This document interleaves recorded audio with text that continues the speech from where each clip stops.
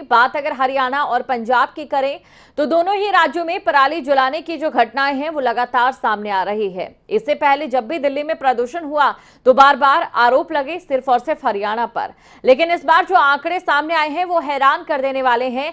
लेकिन इस समय बड़ी बात यह है कि हरियाणा भी प्रदूषण की जद में है, भले ही यहां पर पंजाब से कम पराली जलाने के मामले क्यों ना सामने आ रहे हो। तो हरियाणा में पराली जलाने पर लगातार मामले दर्ज किए जा रहे हैं और अब तक लाखों रुपयों का जुर्माना वसूला जा चुका है। प्रदूषण से लोगों का बुरा हाल हो रहा है। फतेहाबाद, फरीदाबाद, गुरुग्राम में प्रदूषण इस समय सबसे ज्यादा है, क्योंकि देखिए इस बात पर अमल करना भी यहाँ पर जरूरी हो जाता है, क्योंकि पश्चिमी विक्षोभ अक्सर सक्रिय रहता है।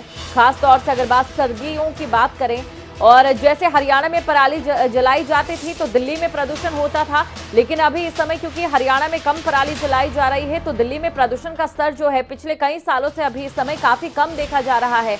लेकिन पंजाब में जो लगातार पराली जलाई जा रही है उसका सीधा सीधा असर और कहीं नहीं बल्कि हरियाणा में देखने को मिल रहा है। हरियाणा में लगातार प्रदूषण का जो स्तर है वो बढ़ता जा रहा है।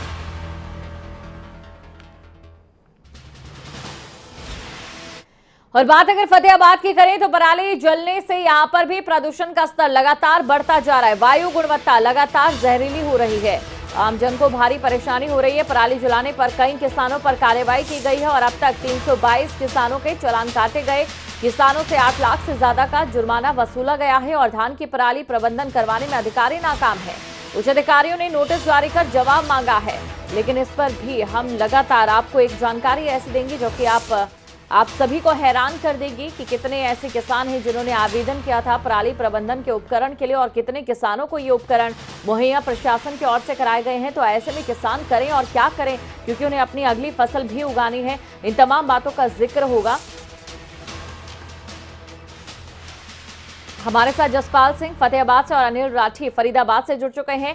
जसपाल, क्योंकि विस्तृत चर्चा आज हम पराली प्रदूषण पर करने जा रहे हैं, सबसे पहले बात अगर फतेहाबाद की करें जसपाल, फतेहाबाद में इस समय प्रदूषण को लेकर क्या कुछ स्थिति है, एक्यूआई क्या कुछ सामने आया है और इसके पीछे किसान किसे दोषी मान रहे हैं, प्रशासन किसे दोषी मान रहा है?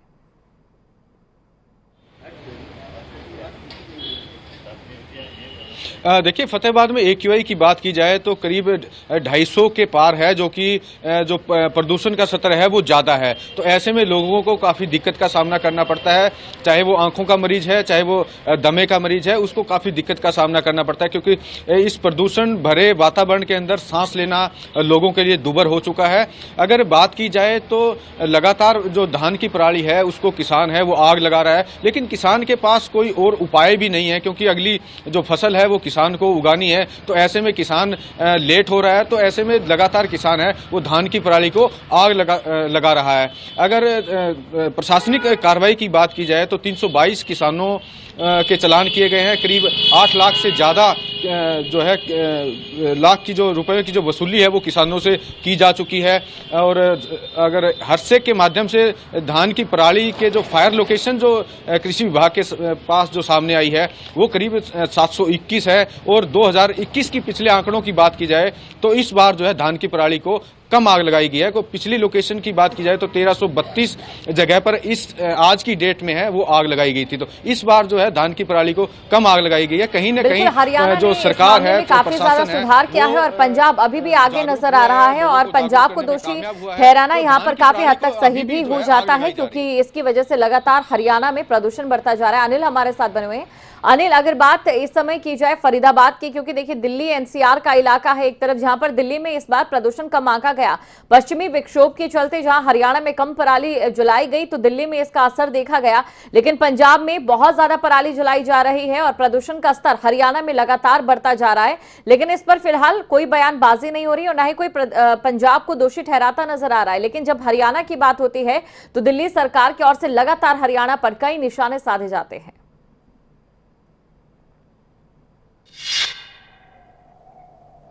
बिल्कुल दीपशिका, देखिए अमूमन देखा जाता है कि जब इस तरीके की बात होती है, हालांकि ये मुद्दा जो है वो बयानबाजी का नहीं होना चाहिए था, लेकिन इसके बावजूद भी जिस तरीके से दिल्ली सरकार जो बयानबाजी, जिस तरीके से हरियाणा के ऊपर पहले से आरोप प्रत्यारोप का दौर चलता रहता है कि हरियाणा के जो किसान हैं वो लगातार पराली जलाते हैं और इसके बावजूद उसका जो धुआं है, पॉल्यूशन है, वो कहीं ना कहीं दिल्ली एनसीआर को प्रभावित करता है। तो लेकिन फिलहाल की बात कर जाए, देखिए पंजाब में जो है 1000 से भी अधिक जो है वो मामले दर्ज हो चुके हैं। कई ऐसे लोगों के खिलाफ, जो किसानों के खिलाफ जो है मामले दर्ज हुए, लेकिन इस पर जो है वो दिल्ली सरकार चुप्पी साधे हुए, क्योंकि कहीं ना कहीं स्वाभाविक है कि देखिए वहां पे भी उनकी आम आदमी पार्टी की सरकार है और दिल्ली के अंदर भी आम आदमी पार्टी की सरकार। लेकिन अमूमन देखा जाता है हरियाणा के अंदर जो है वो कहीं ना कहीं किसान जागरूक हुए हैं, चाहे फिर वो फसल को लेकर के बात करी जाए, क्योंकि जिस तरीके से बताया जा रहा है कि 1 किला जो 1 बीघा होता है उनका किसानों का, तो वो कम से कम 6000 रुपए में जो है वो उनका सेल होता है। जो पराली बच जाती है वो 6000 रुपए में उनकी वहां से सेल आउट होती है। तो कहीं ना कहीं किसान जो है वो पूरे तरीके से जागरूक हो रहे हैं। लेकिन फरीदाबाद की बात कर जाए तो फरीदाबाद में ऐसा एक भी मामला जो है वो किसानों का पराली जलाने का सामने नहीं आया है, क्योंकि अमूमन देखा जाता है कि फरीदाबाद के अंदर जो है वो जीरी की खेती थोड़ी सी कम होती है, क्योंकि ये जो है वो ज्यादातर पंजाब है और आपका पानीपत बेल्ट और उस तरफ बेल्ट में जो है वो अधिकतर जो है वो किसान जीरी की फसल उगाते हैं। लेकिन फरीदाबाद में जो पोल्यूशन का स्तर है वो फिर घटने का नाम नहीं ले रहा। आज की बात कर जाए तो लगभग 300 के आसपास जो है वो एयर क्वालिटी इंडेक्स जो है वो दर्ज किया गया है, जो कि लगातार औद्योगिक क्षेत्र है। औद्योगिक क्षेत्र के चलते जो है वो गाइडलाइन जिला प्रशासन की तरफ से दी गई है, लेकिन उसके बावजूद भी जो है वो पोल्यूशन का स्तर जो है वो दीपशिका देखिए बिल्कुल भी कम होने का नाम नहीं ले रहा। दिन प्रतिदिन लगभग 2 हफ्तों की बात कर जाए तो पिछले 2 हफ्तों से लगातार बदस्तूर जो है वो पोल्यूशन का स्तर जो है वो बढ़ता जा रहा है, जिसके चलते खासी समस्याओं का सामना फरीदाबाद वासियों को करना पड़ रहा है। फिर चाहे वो आंखों में जलन की बात हो, गले में खारिश की बात हो, या फिर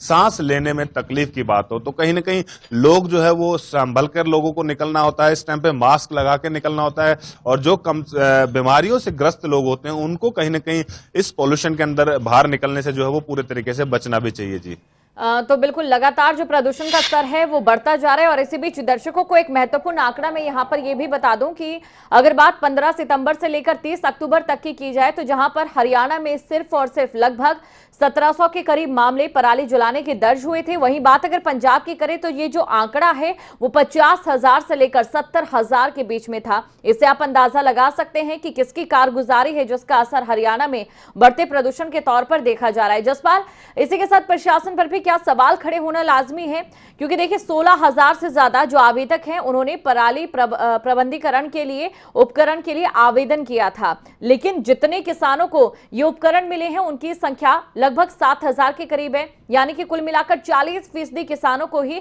ये उपकरण ड्रॉ के जरिए सरकार की ओर से, प्रशासन की ओर से उपलब्ध करवाए गए हैं। तो ऐसे में जुर्माना 50 लाख से भी ज्यादा है। ये आंकड़ा वाकई हैरान करता है और इस समय प्रशासन की भूमिका पर सवाल उठा रहा है।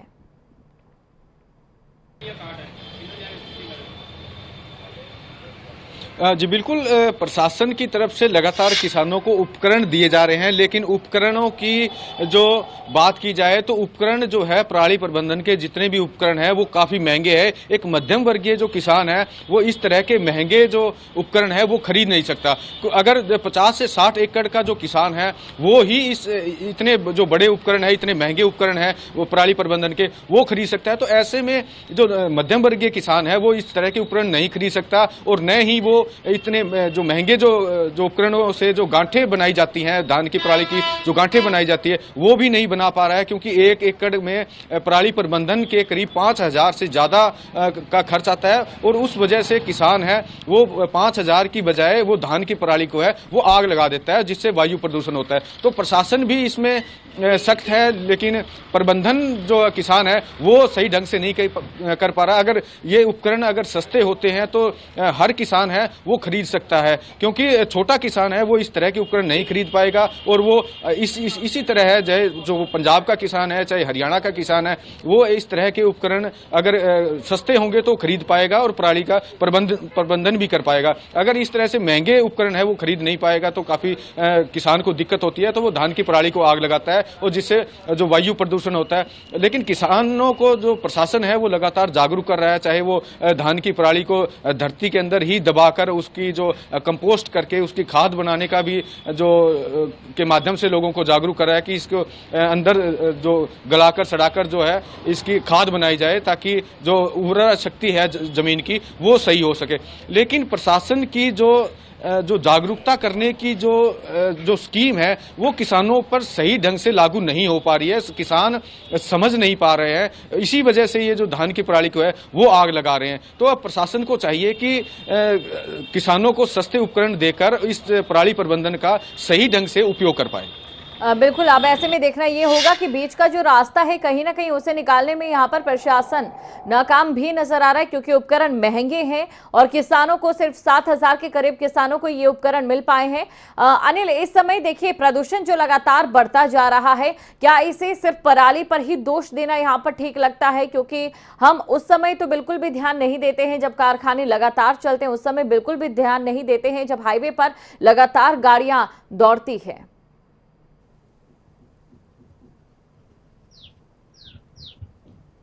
बिल्कुल, देखिए दीपशिका, इस बात को हम सही ठहराएंगे कि खाली किसान जो है वो इसके लिए जिम्मेदार नहीं है। कहीं ना कहीं जिला प्रशासन इसमें जो है वो पूरे तरीके से अहम रोल होता है। जिला प्रशासन चाहे तो कहीं ना कहीं ऐसी सख्तियां कर सकता है। हालांकि फॉर्मेलिटी के तौर पर जरूर जो है वो जिला प्रशासन इस समय तमाम जनरेटरों को और तमाम उन चीजों को जो पोल्यूशन फैलाती हैं उनको बंद करवाने की बात कहता है। लेकिन अमूमन देखा जाता है कि अधिकतर कंपनियों में जो है वो जहरीला धुआं बदस्तूर जो है वो निकलता रहता है। चाहे फिर निर्माण कार्यों की बात कर जाए, क्योंकि हरियाणा में तमाम जगह, एक जगह नहीं, लगभग जो है वो इस समय नेशनल हाईवे का जो है जाल बिछता जा रहा है। तो उसको लेकर के लगातार जो है वो वहां पे डंपिंग की जा रही है, चाहे फिर वो राख की डंपिंग हो, चाहे फिर वो कई ऐसी चीजें होती हैं जो कि कहीं ना कहीं उस वायु को जो है वो प्रदूषित करती हैं। तो इसको लेकर के भी कहीं ना कहीं जिम्मेदार जो है वो कंपनी मालिक भी हैं जो कि लापरवाहियां बरतते हैं, और कम वो ठेकेदार भी हैं और वो सरकार भी है। इसमें पूरे तरीके से अहम रोल होता है उसका, जो कि इसके ऊपर दायित्व होता है जिस सरकार के ऊपर कि इस पॉल्यूशन को जो है वो पूरे तरीके से कंट्रोल किया जाए। लेकिन अमूमन देखा जाता है कि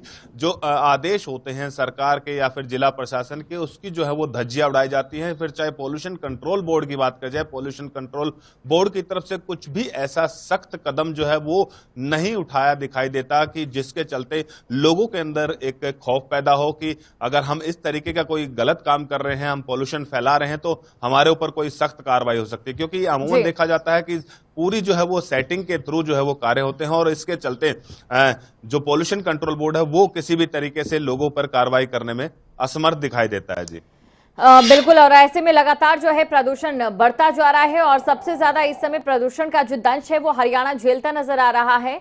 आप दोनों का शुक्रिया हमारे साथ जुड़ने के लिए और तमाम जानकारी को दर्शकों तक पहुंचाने के लिए।